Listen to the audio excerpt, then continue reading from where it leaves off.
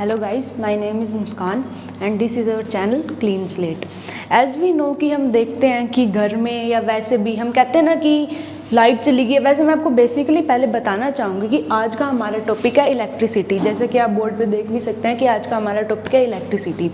तो जैसे कि हम घर में देखते हैं कि नॉर्मली हम कहते हैं ना लाइट चली गई या इलेक्ट्रिसिटी नहीं है या आई नहीं, या मतलब कोई भी रीज़न हम देते हैं डे टू डे लाइफ में। हम देखते ही हैं कि हम टेलीविज़न वगैरह देख रहे हैं, वो इलेक्ट्रिसिटी की वजह से होता है। कि जैसे हमने टेलीविज़न देखा, कोई शो देखा, या मतलब अपना कुछ भी घर में आप कह सकते हो माइक्रोवेव चलाया, ये सब जो अप्लाइंसेस हम यूज़ कर रहे हैं डे टू डे लाइफ में, ये बेसिकली बेस है इलेक्ट्रिसिटी पे।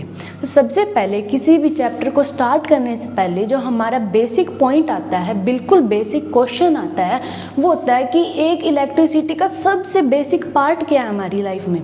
सबसे बेसिक पार्ट होता है एक चार्ज, क्योंकि एक चार्ज होता है तभी इलेक्ट्रिसिटी हो पाती है। कि जब एक मूवमेंट होती है एक चार्ज की, तो हम कह सकते हैं कि इलेक्ट्रिसिटी प्रोड्यूस हो रही है। सबसे पहले चार्ज क्या होता है, तो as you can see on the board कि चार्ज की डेफिनेशन क्या है कि electric charge is a physical property. ये एक वो फिजिकल प्रॉपर्टी है जो कि एक मैटर की जो कि एक एक्सपीरियंस करती है फोर्स को, जब हम इसे एक इलेक्ट्रोमैग्नेटिक फील्ड में रखते हैं। तो अब आप कहेंगे कि हमें तो इलेक्ट्रिसिटी पढ़नी थी, हम चार्ज क्यों पढ़ रहे हैं। लेकिन अगर आपको किसी भी चीज़ की नॉलेज चाहिए हो या कुछ भी मतलब एक्वायर करना हो, तो आपको उसकी बेसिक पता होना चाहिए कि वो क्या होता है।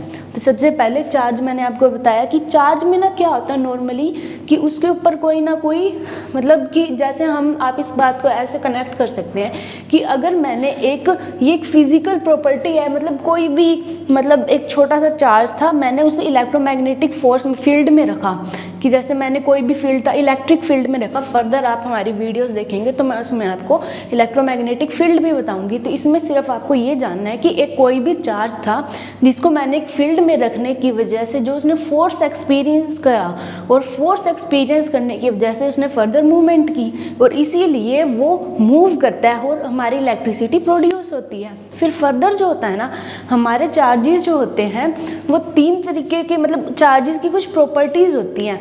चार्ज होता है या तो पॉजिटिव, नेगेटिव या फिर न्यूट्रल। अब जो चार्ज होते हैं उनकी प्रॉपर्टी बहुत इंपॉर्टेंट होती है हमारे लिए। वैसे ना हमने ये टॉपिक मैग्नेटिक फील्ड में भी पढ़ना है कि मैग्नेटिक पोल्स में भी ये टॉपिक आता है, कुछ ऐसा ही आता है पर वो थोड़ा सा डिफरेंट होता है। तो आपने देखा कि जो चार्ज होते हैं एज आई टोल्ड यू कि वो पॉजिटिव, नेगेटिव और एक होता है न्यूट्रल जिस पे कोई भी चार्ज नहीं होता, ठीक है। तो जो हम देखते हैं कि इनकी प्रॉपर्टी हम पढ़ते हैं कि जो दो पॉजिटिव चार्ज है ना वो एक दूसरे को रिपेल करते हैं। सिमिलरली जो दो नेगेटिव चार्ज है ना वो एक दूसरे को रिपेल करते हैं। वेयर एज एक पॉजिटिव और एक नेगेटिव एक दूसरे को अट्रैक्ट करते हैं। देखो मैंने यहाँ पे एक डायग्राम बनाया हुआ है, आप देख सकते हो कि जो दो पॉजिटिव थे ना वो तो एक दूसरे को रिपेल कर रहे थे, वेयर एज जो दो नेगेटिव थे वो भी एक दूसरे को रिपेल कर रहे थे। आप इस बात को इस बात से कोरिलेट कर सकते हैं कि जैसे आप अपने मम्मी पापा की दो लड़कियां हों, तो नॉर्मली ये होता है ना कि दो लड़कियों में ज़्यादा फाइट होती है एज कम्पेयर टू एक ब्रदर और एक सिस्टर में। जैसे कि अब नॉर्मली मान लो कि कोई पर्सन है जिसकी दो बेटियाँ हैं, तो वो तो आपस में ही लड़ती रहेंगी कि ये मेरा है वो मेरा है। लेकिन एक ब्रदर और एक सिस्टर में कॉम्बिनेशन हो जाता है, ठीक है अभी ये उसका वो मेरा है, इतनी फाइट नहीं हो पाती। तो वो दोनों अपोजिट नेचर के थे ना, तो उन दोनों ने जैसे एक ब्रदर और एक सिस्टर दोनों ने मतलब इतनी फाइट नहीं हो पाई, मतलब उन दोनों की बनी। लेकिन जैसे दो सिस्टर्स थी, सेम नेचर था दोनों का, इसलिए वो एक दूसरे को रिपेल कर रही थी। वेयर एज एक ब्रदर और एक सिस्टर एक दूसरे को अट्रैक्ट कर रहे थे। ये ब्रदर और सिस्टर वाला कंसेप्ट सिर्फ आपको समझाने के लिए यहाँ पे लाए हुए हैं। तो मैं आपको बताना चाह रही थी कि जो दो पॉजिटिव होंगे, जो सेम काइंड के चार्ज होंगे वो एक दूसरे को रिपेल करेंगे, वेयर एज जो अलग काइंड के चार्ज होंगे वो एक दूसरे को अट्रैक्ट करेंगे। एक चार्ज होता है न्यूट्रल, जो कि ना पॉजिटिव होता है ना नेगेटिव होता है, उस पर कोई भी चार्ज नहीं होने की वजह से वो ना तो वो रिपेल करता है ना वो अट्रैक्ट करता है। फर्दर जैसे आप फर्दर स्टडी करोगे फिजिक्स में तो आपको पता चलेगा कि जो एक एटम होता है उस एटम के अंदर न्यूट्रल पार्टिकल्स भी होते हैं जो कि ना अट्रैक्ट करते हैं ना रिपेल करते हैं। फिर फर्दर जैसे मैंने आपको बताया कि बेसिक क्वेश्चन से शुरू होने के बाद फर्दर हम आते हैं अपने मेन टॉपिक पे, जो कि क्लास 10th का एक इम्पोर्टेंट टॉपिक है करंट। करंट क्या होता है? हमने सुना ना, जैसे कोई भी कहता है कि करंट लग गया उसे इतना ज़्यादा करंट लग गया उसकी बॉडी से पास हो जाता है।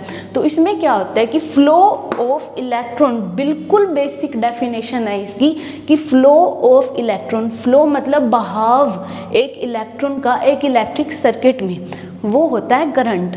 ठीक है, तो अब मैंने आपको बताया कि करंट की डेफिनेशन क्या होती है।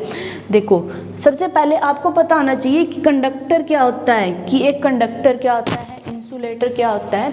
देखो, वैसे ही आपके सिलेबस में आएगा फर्दर, पर आपको मैं यहाँ भी बता दूँ कि एक कंडक्टर वो मतलब आप कह सकते हो कि एक वो बॉडी जो अपने अंदर से अलाउ करती है करंट को पास होने के लिए, और एक इंसुलेटर वो होता है जो कि अलाउ नहीं करता अपने अंदर से करंट को पास होने के लिए। तो आप इन दोनों में कैसे डिफरेंस करेंगे? आप ये देखेंगे कि करंट जो कंडक्टर होता है ना, उसके अंदर फ्री आयंस होते हैं। आयंस होने की वजह से वो अलाउ करता है अपने अंदर से करंट को पास होने के लिए, और जो इंसुलेटर होता है ना, उसके अंदर फ्री आयंस नहीं होते, इसीलिए वो अलाउ नहीं करता करंट को अपने अंदर से पास होने के लिए। करंट में सिर्फ आप ये देखिए कि जो इलेक्ट्रॉन होते हैं ना, उसमें वो फ्लो करते हैं कहाँ से कहाँ। अब देखो, इलेक्ट्रॉन है, हम जानते हैं कि इलेक्ट्रॉन के ऊपर चार्ज होता है नेगेटिव। अब जो नेगेटिव है, मैंने आपको बताया कि जैसे सिस्टर्स हैं उनकी तो नहीं बनेगी, लेकिन ब्रदर सिस्टर की बन जाएगी। इसी तरीके से जो पॉजिटिव चार्ज है वो नेगेटिव चार्ज को अट्रैक्ट करेगा या नेगेटिव पॉजिटिव की तरह अट्रैक्टेड होगा। तो ये जो चार्ज होगा ये अपने से अपोजिट काइंड की तरफ अट्रैक्ट होगा। इलेक्ट्रॉन जो होगा अट्रैक्टेड होगा टुवर्ड पॉजिटिव चार्ज, और इस मूवमेंट की वजह से जो फ्लो ऑफ इलेक्ट्रॉन होगा एक कंडक्टर में, और जो करंट है वो पास होगा। फर्दर हम एक डायग्राम बनाएंगे एक सर्किट का, जिसमें आपको फर्दर अच्छे से समझ में आएगा।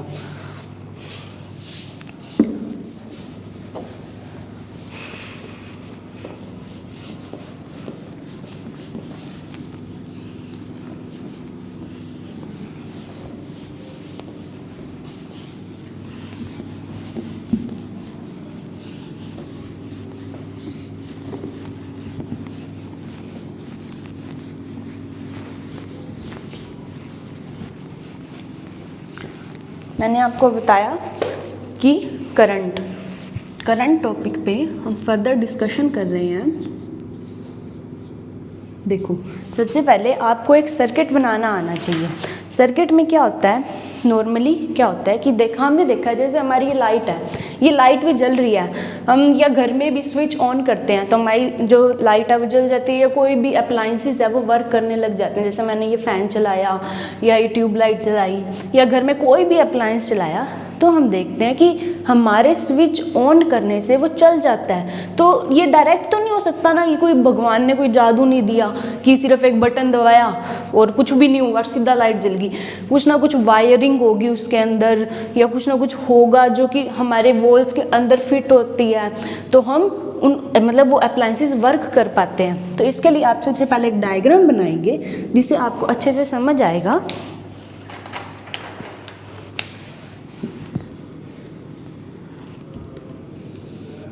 जैसे कि ये आपका बल्ब होगा,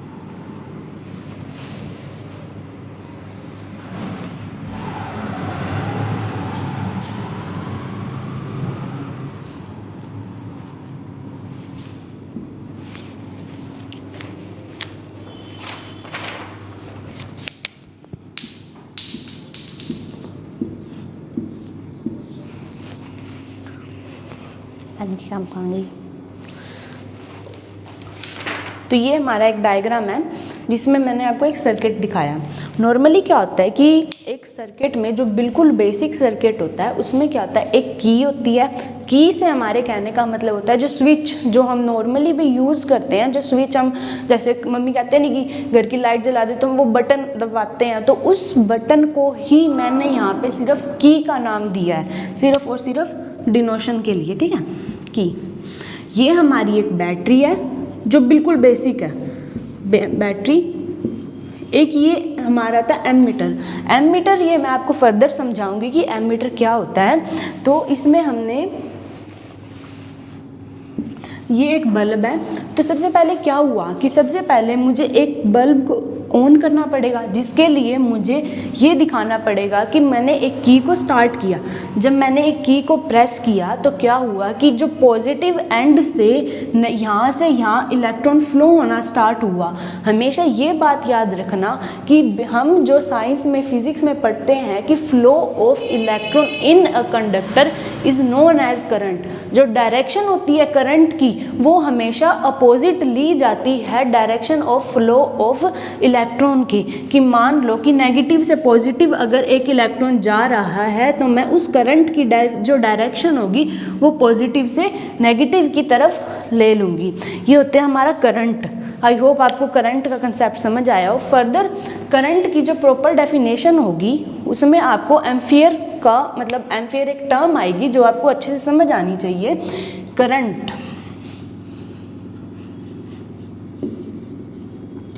की डेफिनेशन आपको कुछ इस तरीके से आनी चाहिए कि फॉर्मूला वाइज भी आप उसे सॉल्व कर सके ताकि आप आगे न्यूमेरिकल्स को भी सॉल्व कर सको, ठीक है। तो करंट में क्या मैंने आपको बताया कि flow of charge, rate of flow of charge in a conductor. अब rate of flow of charge क्या, रेट क्या नई टर्म आई, रेट एक ऐसी टर्म आई जिसमें मैं एक चार्ज के फ्लो को टाइम के साथ को रिलेट कर पाऊँ कि जैसे फ्लो ऑफ चार्ज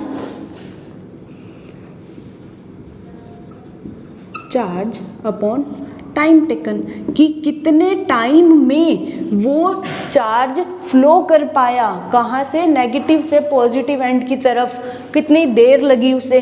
तो इसमें क्या हुआ कि चार्ज और टाइम दो टर्म आ गई। करंट के जो न्यूमेरिकल फॉर्मूला आएगा या वैसे आपको डेफिनेशन बतानी हो तो करंट में be define as rate of flow of charge in a conductor is known as current. तो चार्ज अपॉन टाइम, जो चार्ज की जो यूनिट होती है, जैसे हमको पता होना चाहिए कि जो चार्ज की एसआई यूनिट होती है। अब एसआई यूनिट क्या होती है, एसआई यूनिट होती है एक स्टैंडर्ड इंटरनेशनल यूनिट जो कि ऑल ओवर वर्ल्ड हम मान लेते हैं। अब मान लो कि मैं साइंटिस्ट बनूं, फॉर एग्जांपल, ऐसा पॉसिबल नहीं है वैसे, पर मान लो कि मैं साइंटिस्ट बनूं कि मैंने कुछ ना कुछ डिस्कवरी की तो मैंने उसे अपना नाम दे दिया।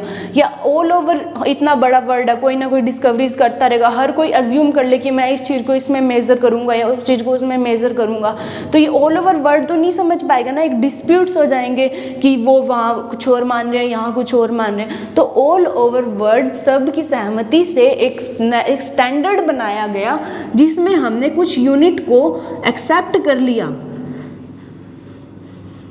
कि हमने कुछ यूनिट्स को एक्सेप्ट कर लिया कि भी हम यही मानेंगे कि हम जैसे चार्ज को कूलम्ब में ही मेज़र करेंगे और जो टाइम है उसकी बेसिक यूनिट को हम सेकंड्स में ही लेके चलेंगे। वरना टाइम तो आप देखते हो मिनट में भी होता है, आवर में भी होता है, डेज में भी, मतलब फर्दर हम वैसे कैलकुलेट कर लेते हैं, लेकिन बेसिक यूनिट हम इस टाइम की सेकेंड लेके चलेंगे। तो इसमें हम कह सकते हैं कि जो चार्ज की बेसिक यूनिट आई है वो हमारे पास आती है कूलम्ब और एक टाइम की आती है एक सेकंड। तो अगर आपको एक इन दोनों को मिला के हम फर्दर करंट की जो ऐसा यूनिट लेते हैं वो लेते हैं एम्पियर, ठीक है। इस एम्पियर को मैं कैसे डिफाइन करना चाहूँगी कि अगर मैं ये लूँ कि एक चार्ज को मुझे पास कराने के लिए एक कंडक्टर में से 1 सेकंड लग रहा है तो मैं कहूँगी कि इस सर्किट में 1 एम्पियर करंट था। तो 1 एम्पियर की डेफिनेशन हो जाएगी the rate of flow of 1 coulomb charge in 1 second in a conductor is known as a ampere. कि 1 एम्पियर वो है कि एक चार्ज को 1 सेकंड में कितनी देर में वो सर्किट में से पास हो रहा है उसे मैं अपना एम्पियर कह दूंगी। और ये चार्ज की एसआई यूनिट होती है, आपको सबकी एसआई यूनिट्स याद होनी चाहिए। तो मैं एम्पियर की डेफिनेशन यहाँ लिख देती हूँ।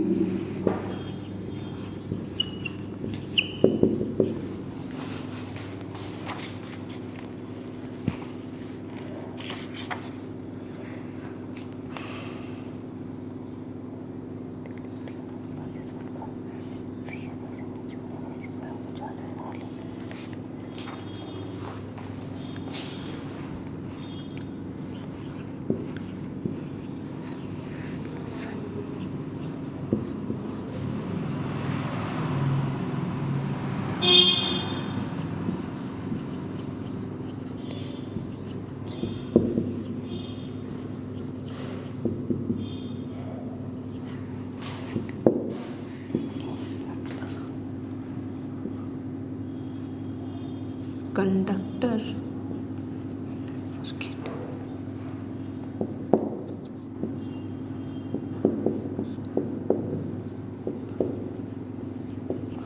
आई होप आपको एम्पियर की डेफिनेशन अच्छे से समझ आ गई होगी, क्योंकि ये फर्दर आपके न्यूमेरिकल्स वगैरह में भी हेल्प करेगा।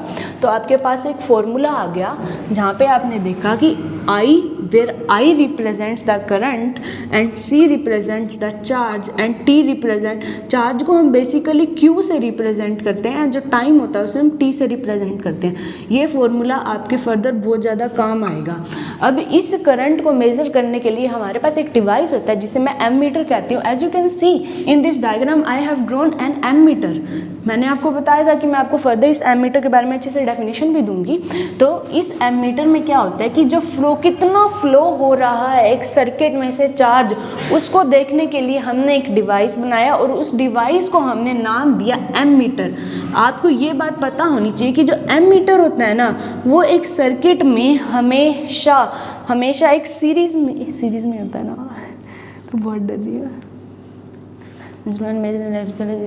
सीरीज। आपको ये बात पता होनी चाहिए कि जो एक एमीटर है वो हमेशा एक सीरीज में कनेक्ट होता है। कि जैसे एक सर्किट में आपने देखा कि ये इस बल्ब के पैरेलल नहीं था या कुछ और नहीं था, वो एक सीरीज में कनेक्टेड था। तो आप कह सकते हैं एक एमीटर जो होता है वो हमेशा सीरीज में कनेक्टेड होता है। आपको करंट समझ आ गया होगा, आपको चार्ज समझ आ गया होगा। ये इसकी बेसिक यूनिट्स थी। फर्दर हम जो इंपॉर्टेंट टॉपिक डिस्कस करेंगे वो होगा electric potential and potential difference. Electric potential और पोटेंशियल डिफरेंस बहुत इंपॉर्टेंट टॉपिक्स हैं। जैसे कि इलेक्ट्रिक पोटेंशियल क्या होता है? इलेक्ट्रिक पोटेंशियल की बिल्कुल जो मैं आपको बेसिक डेफिनेशन बताऊं तो वो होती है कि पोटेंशियल जो हम बैटरी दे रहे हैं, जैसे हम कहते हैं नहीं घर में नॉर्मली हम यूज़ करते हैं वोल्टेज, वो वोल्टेज को ही मैं यहाँ पे इलेक्ट्रिक पोटेंशियल का नाम दे देती हूँ। जैसे electric potential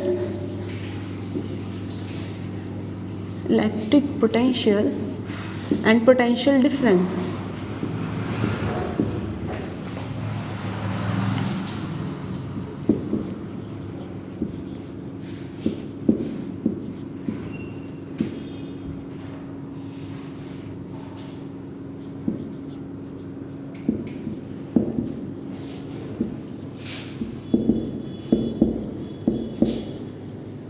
potential difference, electric potential और पोटेंशियल डिफरेंस को समझने के लिए आपको सबसे पहले पता होना चाहिए कि पोटेंशियल क्या होता है।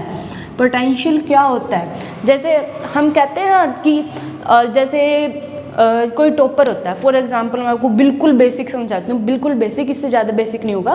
कि कोई भी टॉपर होता है क्लास का, तो टीचर्स कहते हैं ना इसके अंदर वो पोटेंशियल है, कि इसके अंदर वो बात है, इसके अंदर वो दम है कि ये कुछ ना कुछ कर सकता है। ठीक है, तो वो पोटेंशियल होता है कि उसके अंदर कुछ ना कुछ एनर्जी है कि वो ये चीज़ अचीव कर सकता है। तो मैं इस पोटेंशियल की डेफिनेशन आपको समझा चुकी हूँ। और इलेक्ट्रिक पोटेंशियल में इसका मतलब क्या जाएगा कि कुछ ना कुछ वोल्टेज, कुछ ना कुछ पावर जो उसके अंदर स्टोर्ड है। जैसे कि एक बैटरी होती है, एक बैटरी की रिप्रेजेंटेशन मैं ऐसे देती हूँ, तो ये एक बैटरी है, इसके अंदर जो भी स्टोर्ड एनर्जी है, चाहे वो केमिकल फॉर्म में है, लेकिन वो एनर्जी को ही मैंने पोटेंशियल का नाम दे दिया।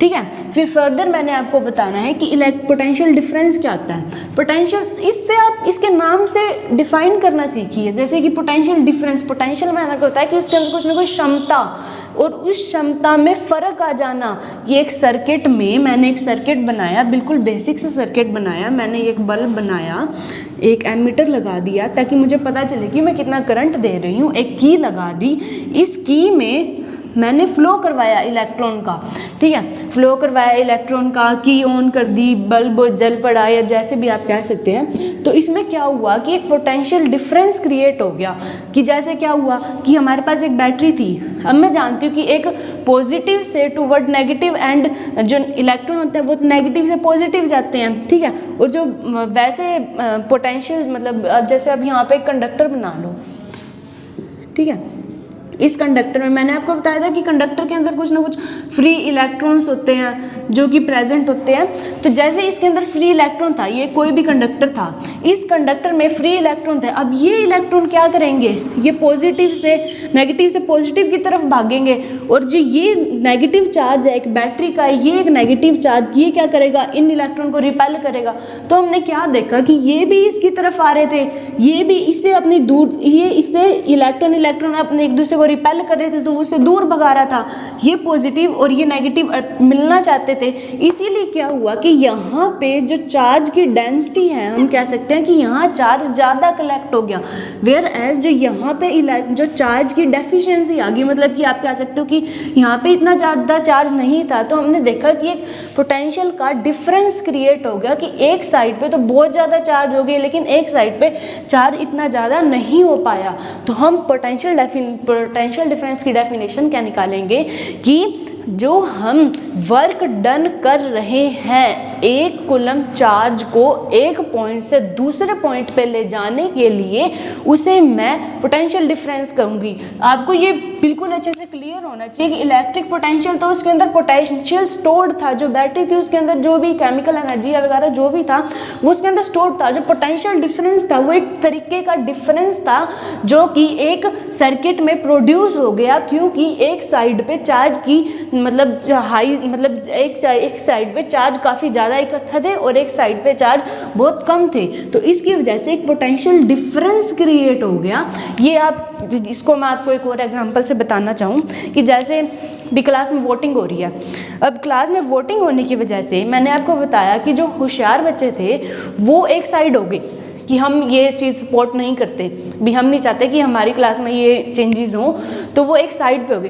तो जो वीक थे, जो मीडियोकर्स थे, वो एक साइड पे हो गए। तो क्या हुआ, एक तरीके का डिफरेंस क्रिएट हो गया ना, कि जो मतलब जो ज़्यादा अच्छे थे वो एक साइड हो गए और जो ठीक ठीक थे वो थोड़े अलग हो गए। तो एक तरीके का डिफरेंस क्रिएट हो गया किन्हीं भी दो क्लास में, या आप कैसे होते एक सर्किट में। जैसे मैंने आपको समझाया कि इस कंडक्टर के इलेक्ट्रॉन तो इसकी तरफ भाग रहे हैं, एक बैटरी के पॉजिटिव एंड की तरफ, इसकी वजह से वो यहाँ पे एक चार्ज का, जो हम कह सकते हैं कि एक चार्ज ज़्यादा कलेक्ट इस साइड हो गई, और यहाँ नेगेटिव रिपेल होने की वजह से यहाँ पे एक डेफिशिएंसी आ गई।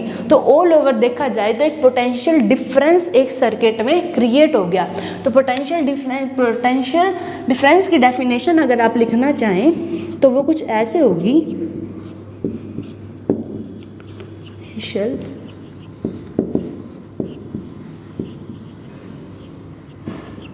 difference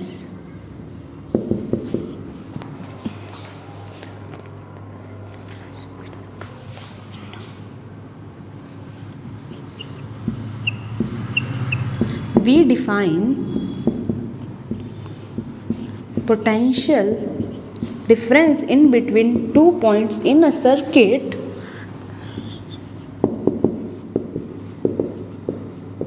difference in between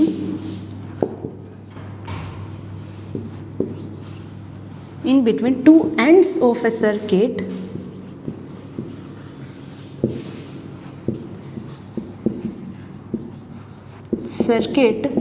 is work done in moving a charge from one point to another.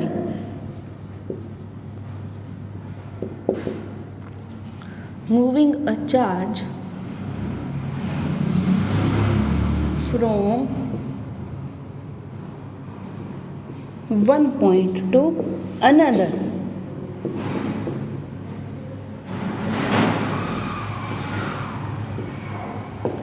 ठीक है। आई होप आपको ये समझ आया हो कि मैं पोटेंशियल डिफरेंस से, आपको ये बहुत इंपॉर्टेंट टॉपिक है इसलिए मैं इस पे आपको बहुत ज़्यादा मतलब थोड़ा ज़्यादा टाइम लेना चाहूँगी कि पोटेंशियल डिफरेंस मुझे ये समझाना चाह रही हूँ कि वर्क डन, वो मेहनत जो कि मैंने की किसी एक चार्ज को एक पोजीशन से दूसरी पोजीशन पे लाने के लिए, वो मेहनत जो कि मैंने की कहाँ से कि जैसे अब कोई भी रैंडम था, मान लो कि कोई चार्ज यहाँ पे पड़ा था, ठीक है, मैंने स्विच ऑन किया, अब मान लो कि मैंने बैटरी नहीं ऑन की तो वो सर्किट तो चलेगा ही नहीं, मैंने बैटरी ऑन की, ये कंडक्टर है, कंडक्टर के अंदर फ्री इलेक्ट्रॉन्स थे, फ्री इलेक्ट्रॉन्स मूव होने लगे, तो इस बैटरी में जो मैंने इस सर्किट में वो वर्क डन किया कि मैं एक चार्ज को एक पोजीशन से दूसरी पोजीशन में ले जा सकूं, तो मैं उसे कहूँगी पोटेंशियल डिफरेंस। और इलेक्ट्रिक पोटेंशियल वो पोटेंशियल जो कि मैं एक सर्किट में दे रही हूँ एक बैटरी के रूप में,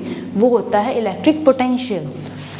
फिर फर्दर हम देखेंगे कि जो इलेक्ट्रिक पोटेंशियल है ना, मैंने पोटेंशियल डिफरेंस मैंने आपको बताया कि आपको सबकी ऐसा यूनिट्स पता होनी चाहिए क्या होती है। जो पोटेंशियल डिफरेंस है ना उसकी ऐसा यूनिट होती है 1 वोल्ट, 1 वोल्ट, ठीक है। फर्दर हम पढ़ेंगे कि 1 वोल्ट की जो डेफिनेशन होती है वो क्या होती है।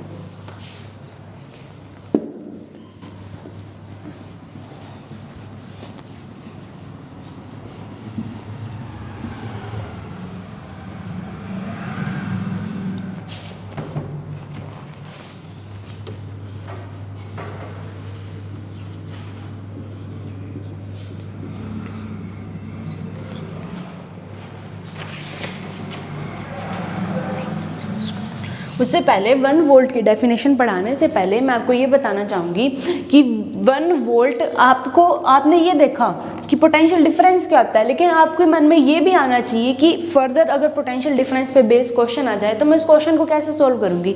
तो पोटेंशियल डिफरेंस जनरली हम जो रिप्रेजेंट करते हैं वो होता है V से, और मैंने आपको बताया कि वो वर्क डन, मतलब कि वर्क डन आप नॉर्मली क्या होता है कि आप जो डेफिनेशन है उसे ब्रेक करके फॉर्मूला बनाना सीखिए, या जो फॉर्मूला है अगर आपको दोनों में से एक चीज़ याद रह जाती है तो आप एक काम करिए उन्हें कोरिलेट करना सीखिए। जैसे V is equals to W upon में Q,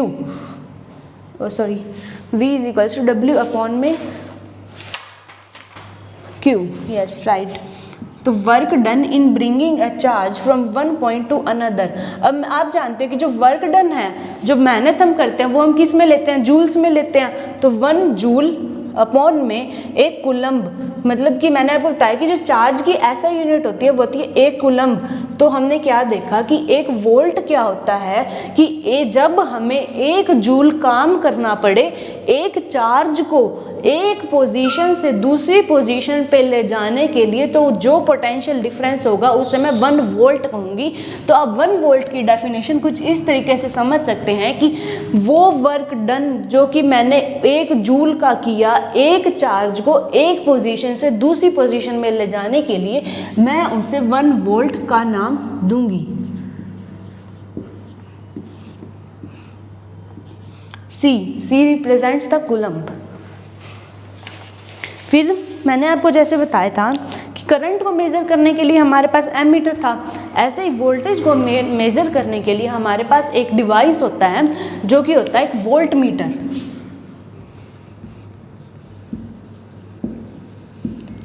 एक वोल्ट मीटर हमेशा ही एक सर्किट में पैरेलल कनेक्टेड होता है, वेयर एज जो एक एम मीटर होता है वो एक सर्किट में हमेशा सीरीज़ में कनेक्ट होता है। अब पैरेलल में कनेक्ट होना और सीरीज़ में कनेक्ट होना, हम इस बात से क्या समझते हैं कि पैरेलल में कनेक्ट होता है, इसका मतलब होता है कि कोई भी जो सर्किट होगा उसमें वो वोल्ट मीटर कभी भी, मतलब कि जैसे मैंने आपको बताया था कि एक सर्किट है कि ये बिल्कुल बेसिक सर्किट ले लो, एक बल्ब ले लो, एक की ले लो, ठीक है, एक की ले लो, एक बैटरी ले लो, ठीक है। इसमें मैंने एक बार वोल्ट मीटर या एमीटर नहीं बनाया। तो जो वोल्ट मीटर होएगा ना वो कभी भी सीरीज़ में नहीं होगा, वो हमेशा पैरेलल में कनेक्टेड होगा। तो आपको ये बात पता होनी चाहिए कि ये एक वोल्ट मीटर हमेशा पैरेलल में ही आ जाता है। फिर फर्दर हम पढ़ेंगे कुछ सिंबल्स, सर्किट डायग्राम्स, जो कि आपको एक सर्किट बनाने के लिए आपको बिल्कुल पता होना चाहिए।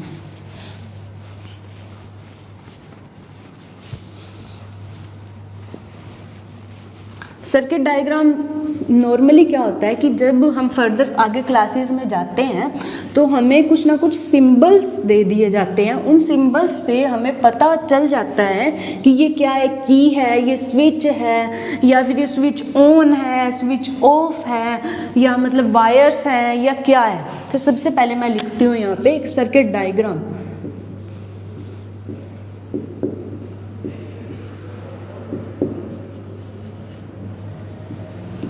सर्किट डायग्राम में ना सबसे पहले जैसे मैंने आपको बताया था ना कि एक स्विच ऑन करते हैं, हम ऐसे कहते हैं बटन दबा दिया या ऐसा कुछ भी कहते हैं बेसिक लैंग्वेज में मैं आपको बताऊं तो एक की होती है।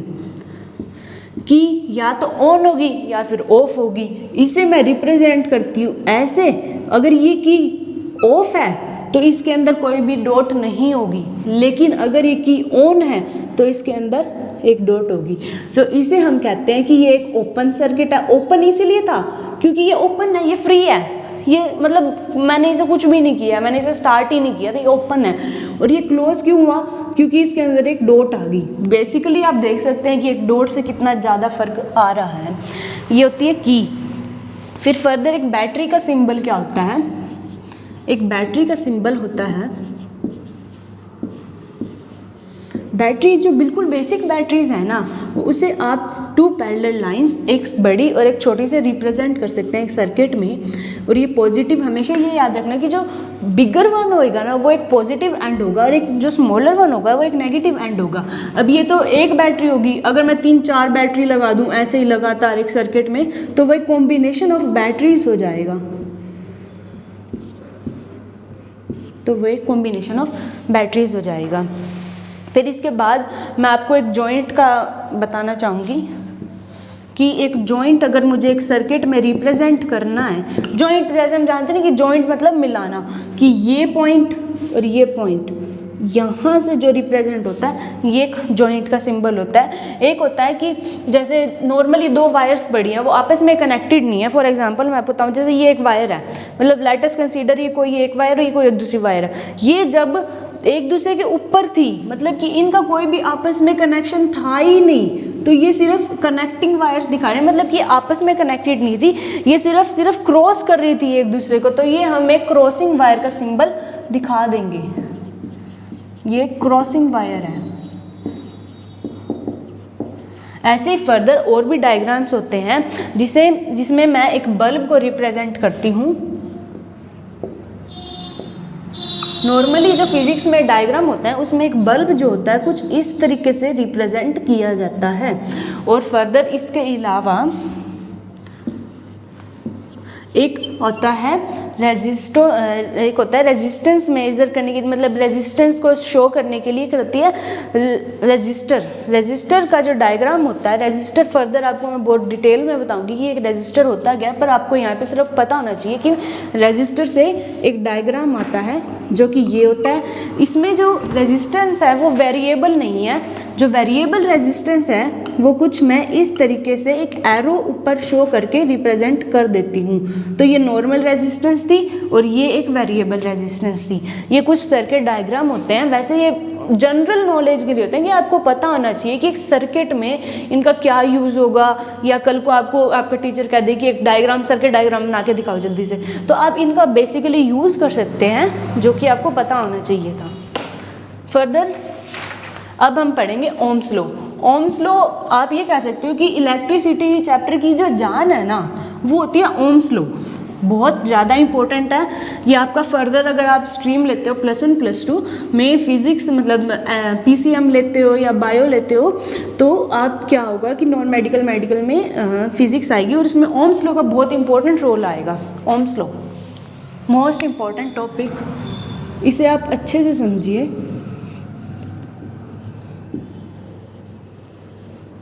ओम्स लॉ नॉर्मली क्या होता है कि मान लो मैंने क्या किया कि एक मतलब सर्किट था, उस सर्किट में मैंने आपको बताया कि कुछ ना कुछ पोटेंशियल डिफरेंस क्रिएट होता है, और वो पोटेंशियल डिफरेंस इस वजह से क्रिएट होता है क्योंकि इलेक्ट्रॉन की मतलब चार्ज एक साइड पे ज़्यादा हो जाते हैं, दूसरी साइड पे इतने ज़्यादा नहीं हो पाते, तो एक डिफरेंस क्रिएट होने की वजह से एक पोटेंशियल डिफरेंस आ जाता है।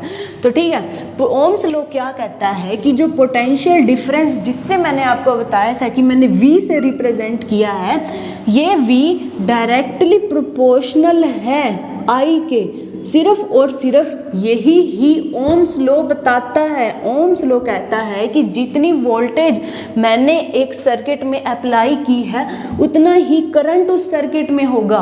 कि मैंने अगर 5 वोल्ट की एक बैटरी अप्लाई की है तो उस सर्किट में उतना ही करंट आएगा। अब हम जानते हैं कि कोई भी प्रोपोर्शनैलिटी, ये आपको पता होना चाहिए कि ये सिंबल प्रोपोर्शनैलिटी का होता है। इस सिंबल को हटाने के लिए हमें कुछ ना कुछ कांस्टेंट लगाना पड़ता है जिसको हम R से रिप्रेजेंट करते हैं। तो ये R क्या होता है? R होती है हमारी रेजिस्टेंस। मैंने आपको बताया था ना अभी यहाँ पे कि वेरिएबल रेजिस्टेंस या रेजिस्टेंस क्या होती है, तो यहाँ से आपका बहुत इंपॉर्टेंट टॉपिक रेजिस्टेंस भी आ जाता है। ठीक है, रेजिस्टेंस ये हमारी होती है वोल्टेज जो कि मैंने एक सर्किट में अप्लाई की थी, और ये था एक करंट। तो आप ये समझ सकते हैं कि मैं इस ओम्स लॉ से आपको ये बताना चाह रही हूँ कि कोई भी सर्किट में उतना ही करंट आएगा जितनी की वोल्टेज मैं उसे दे रही हूँ, उससे ज़्यादा या कम नहीं आएगा। अगर आप इसका एक ग्राफ बनाएं कि मैं एक साइड पे पोटेंशियल डिफरेंस लिखूँ PD से मतलब है हमारा पोटेंशियल डिफरेंस, और एक साइड पे अगर मैं करंट रिप्रेजेंट करूं जिसे मैं I से लिख रही हूं, तो हम देखेंगे कि एक स्ट्रेट लाइन ग्राफ आ रहा है। कि अगर यहाँ पे मैंने कुछ 5, 10, 15 कुछ मेजरमेंट्स ली थी और यहाँ पे भी मैंने कुछ मेजरमेंट्स ली एक ग्राफ की, तो मैंने देखा कि इस वैल्यू पे इन दोनों की वैल्यू मेजर करने पे वो सेम आ रही थी, जिसकी वजह से जो इनका ग्राफ था वो एक स्ट्रेट लाइन ग्राफ बन रहा था। तो फिर फर्दर हम देखेंगे कि रेजिस्टेंस क्या होता है। ब्रेक ले लो, पानी पीना। ये जैसे मैंने आपको बताया कि ओम्स लॉ बहुत इंपॉर्टेंट था, और इसमें मैंने आपको ये बताया कि एक सर्किट में सिर्फ और सिर्फ उतनी वोल्टेज, ये मतलब ये हमको ये बताएगा कि जितनी वोल्टेज मैंने दी है एक सर्किट में उतना ही करंट होगा।